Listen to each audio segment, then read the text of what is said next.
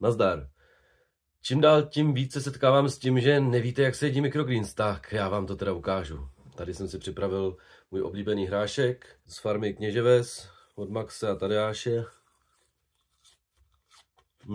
Trošku se mi zachytává ve fousech, ale jí se to zhruba takhle.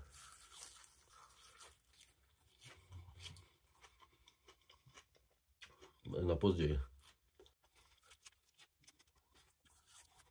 Můžete to žrát jako chipsy třeba. Připadáte si trošku jako králík, ale je to moc dobrý.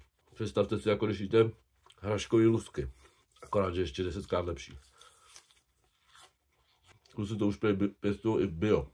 Ne, že by teda se na to něco stříkat muselo, ale oni mají i bio semínka, bio kokosový substrát. Je to lahoda a jsou nejlevnější.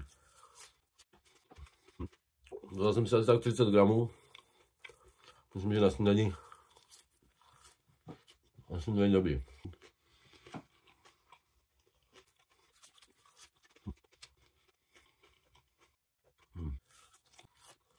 A jak si to můžete dát na chleba, nebo na jakýkoliv jídlo, nebo to prostě žát takhle samotný. Je to super. Future Friendly Food, víte. Máme nový web. Zkuste konečně, a ty microgreens jsou fakt boží.